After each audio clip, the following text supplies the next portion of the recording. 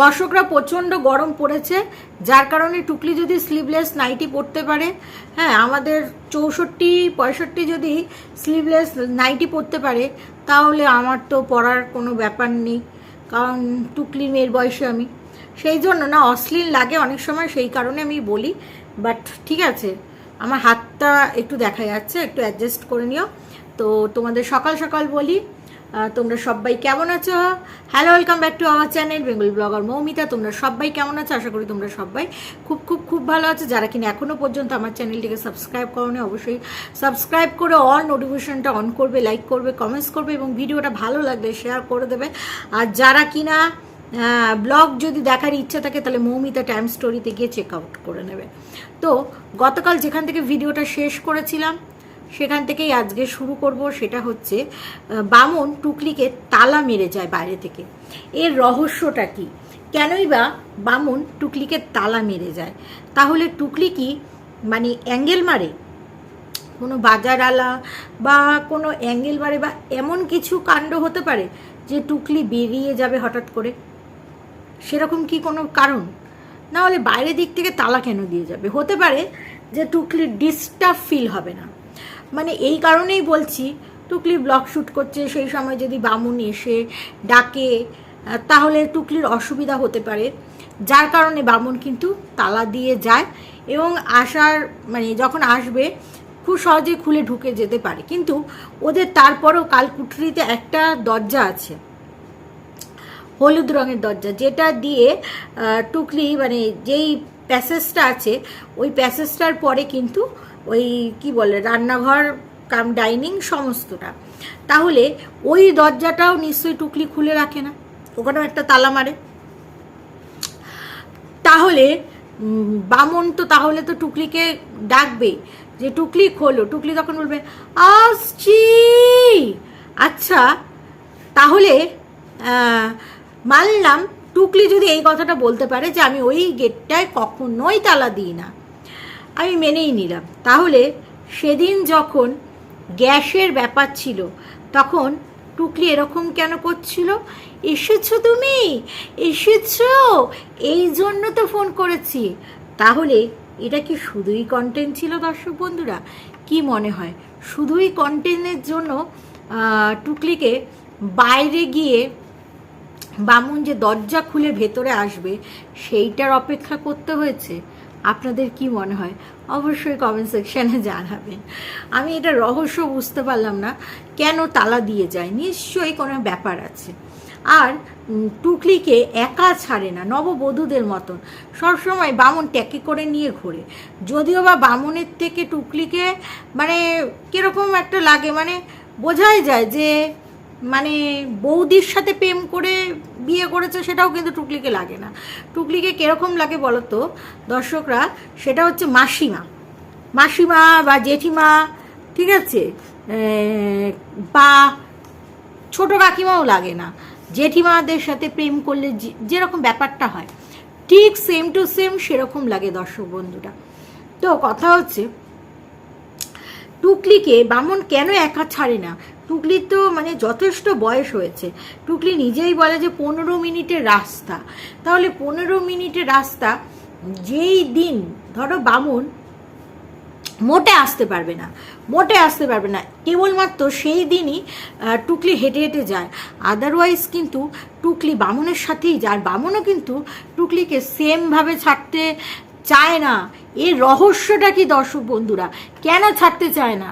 তাহলে কি টুকলিও মানে এখনো কি তার স্বভাবের পরিবর্তন হয়নি? আপনাদের কি মনে হয়? যাই হোক, সকালবেলায় ঝুড়ি হাতে করে বামুনকে পাঠিয়ে দিয়েছে ফুল তুলতে। আর টুকলি জামা কাপড় মেলা দিয়ে সকালটা শুরু করলো। টুকলি আর বামন মিলে যখন ফুলটা তুলছে, আচ্ছা দর্শক বন্ধুরা, টুকলি এত আশি বাসি চাষি নিয়ে খুব কথা বলে, ঠিক আছে। তাহলে বামন যেই জামা কাপড় পরে মানে হাফ প্যান্টু আর গেঞ্জিটু পরে টুকলির সাথে ইন্টুকুলুকুলু করেছে, সেই হাফ প্যান্ট আর গেঞ্জি পরেই কিন্তু দর্শক বন্ধুরা ফুল তুলতে বেরিয়েছে। হাফ প্যান্টও তো পরেছিল, গেঞ্জিটা নাই পরে থাকে ইন্টু কুলুকুলুর সময়, তাহলে সেই হাফ প্যান্টটাও কিন্তু বাসি ছাড়েনি। তাহলে ওই প্যান্ট আর গেঞ্জি পরে বামুন কি করে ফুল তুলতে পারে? যাই হোক, আমি এইসব নিয়ে খুব একটা বিশেষ কিছু মানি না। তো যাই হোক, কথা হচ্ছে ফুল টুল তোলা হলো। হ্যাঁ, কিন্তু ফুল তোলার সময় কি বিদঘুটে যে লাগছিল, মানে টুকলির সাথে বামনকে কিছুতেই মানাচ্ছিল না। মানে আমি শুধু ভাবছিলাম যে বামন কি করে এরকম চয়েস করলো। মানে টুকলিকে অত্যাধিক পরিমাণে বুড়ি লাগছে, অত্যাধিক পরিমাণে বুড়ি লাগছে। টুকলি কি নিজে সেই জিনিসটা ফিল করতে পারে না? মানে বামন যাকে নিয়ে বেড়ায় তাকে সে কি ফিল করতে পারছে? যাই হোক, সেটা বড় কথা না। তারপরে দেখিয়ে দিল ফুল দিয়ে পুজো করা। আমি বলেছিলাম, আমার কথা কিরকম মানে দেখেছে, একদিন বৃহস্পতিবারের ঘট পেতে দেখাবে। আর এই ঘট পাতার উদ্দেশ্য তো সেটাই ছিল, এটা প্রমাণ করার যে ওই ঘটটা দিয়েই যেদিনকার পূর্ণিমার পুজো করলো সেদিনকার ওই ঘটটার মধ্যেই জল দিয়ে কিন্তু টুকলি পুজো করেছিল, মানে ঠাকুরকে জল দিয়েছিল। সেই ঘরটি আবার লক্ষ্মীর ওখানে পাতলো। যাই হোক, ঘট পাতাটা সবই ঠিক আছে, পান এসছে, কলা এসছে, ফুলগুলো কেনা হয়নি, কিন্তু বেলপাতা দুব্ব এগুলো কোথায়? লক্ষ্মী পুজোতে তো এগুলো লাগে, লক্ষ্মী পুজোতে এগুলো লাগে। আগে যখন আমাদের বাবা থাকতো না, ছোটবেলায় তো বাবা থাকতো না, তোমরা সবাই জানো, তো সেই সময় আমরা একে ওকে দিয়ে ফুল আনাতাম। এক একদিন হতো কোনো কাকুরা ফুল আনতে পারছে না, এবার আমাদের তখন কিন্তু খুব একটা বিশেষ অসুবিধা হতো না, যার কারণে একজনের বাড়িতে আমাদের বেলপাতার কালেকশন করতাম, আর পাশের বাড়ি জেঠিমা যিনি কিনা পান আর কি করতো, কি বলে, পান বিক্রি করতো। ধরো এমন দিন হয় না, খুব বৃষ্টি, মুষলধারে বৃষ্টি, সেই সময় আর আমাদের ওই চত্বরে ফুল দিতেও আসতো অনেক ছেলেপেলেরা বাড়িতে করে। যাই হোক, তাদের কাছ থেকে নিতাম। তারা যেদিন ধরো বাই চান্স খুব বৃষ্টি হচ্ছে, বৃহস্পতিবার আসতে পারিনি, তখন কিন্তু আমরা ওই পাড়া প্রতিবেশীর থেকে ফুল বেলপাতা এগুলো কালেকশন করে নিতাম। আর আমাদের বাড়িতে হর্তকি বা সুপরি নতুন মানে কিনে ঠাকুরের সিংহাসনে রাখা হতো একটা ইয়েতে করে, মানে কৌটাতে করে, যাতে কোনোদিন অসুবিধা পড়লে ফলের যাতে অসুবিধা না হয়। কিন্তু পান দিয়েছে, কলা দিয়েছে, অথচ কোথায় কোথায় বেলপাতা কোথায়? বাবার মাথাও একটা বেলপাতা নেই। তারপরে পজিটিভ এনার্জিতে ভরে গেছে দইয়ের মধ্যে। এদিকে নাকি বামুনের প্রেশার, দইয়ের মধ্যে 1 খাবলার লবণ দিয়ে, মুড়ি দিয়ে, ছাতু দিয়ে গেল বামুন যাবর, গেল গেল গেল। তারপরে টুকলি নাকি চিয়া সিড খাবে দই দিয়ে। তো যাই হোক, সেই টুকলির খাওয়াটা তো আমরা দেখতে পেলাম না। তারপরে কিনেছে হচ্ছে ছোট ছোট মোরলা মাছ, সেই মোরলা মাছের টক। Oh my dog, oh my dog, oh my dog. যাই হোক, অনেকেই টক বানায়, অনেকেই খেতে ভালোবাসে মাছের টকটা, কিন্তু আমাদের বাড়িতে কেউ খায় না বলে আমি বানাই না। আমার বাপের বাড়িও না, শ্বশুর বাড়িও না।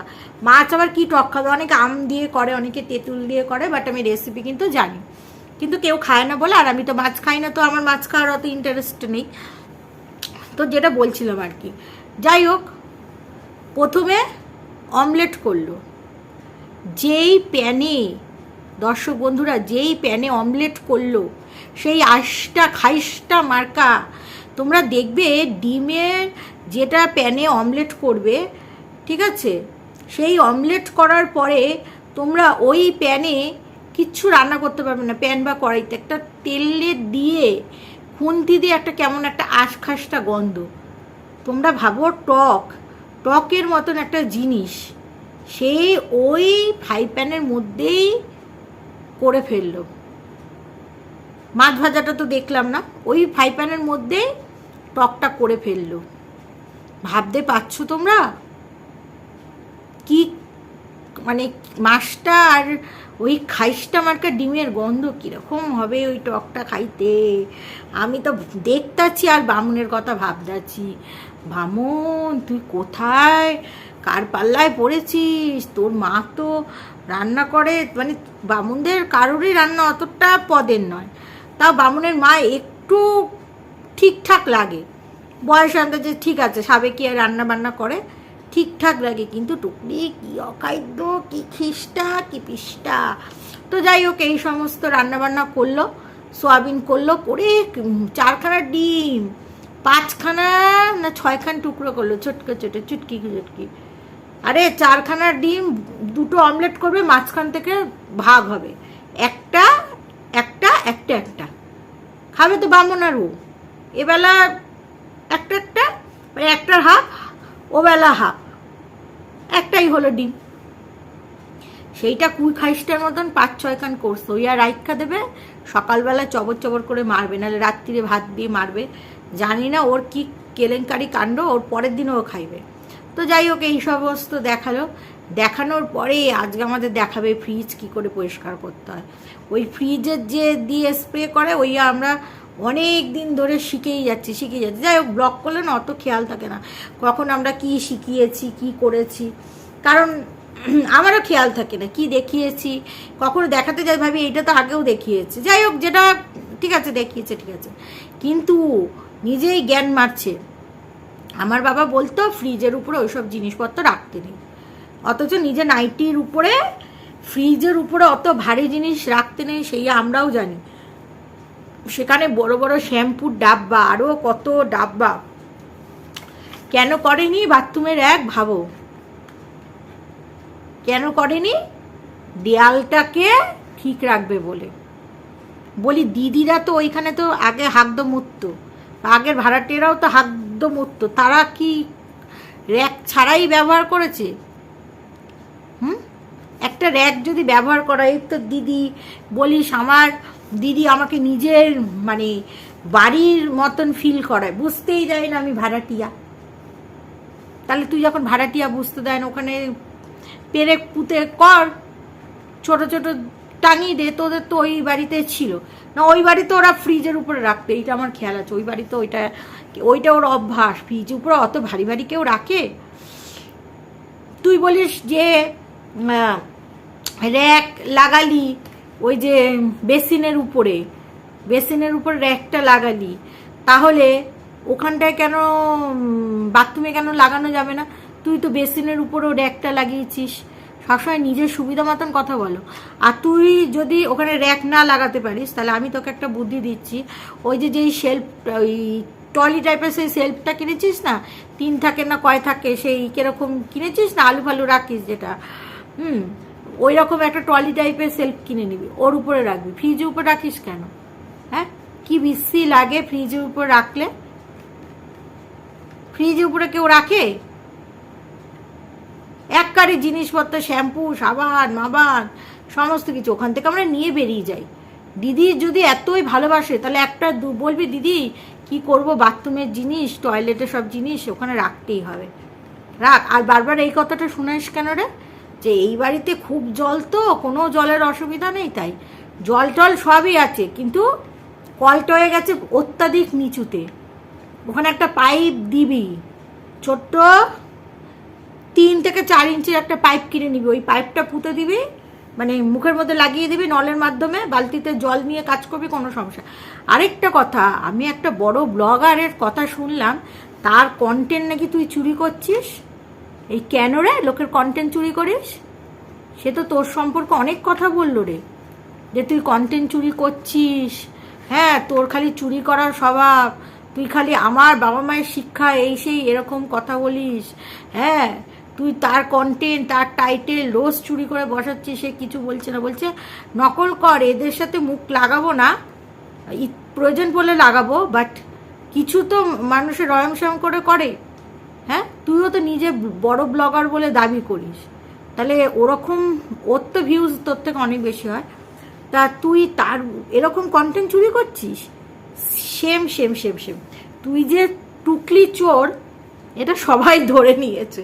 সেই ব্লগারটাও যে মানে বুঝতে পেরেছে যে তুই কত বড় টুকলি চোর, তা বোঝাই গেছে। সে বলেও দিয়েছে যে জিন্দেগি তো তোর মতন ক্রিয়েটারের সাথে এই সম্পর্কই তো রাখবে।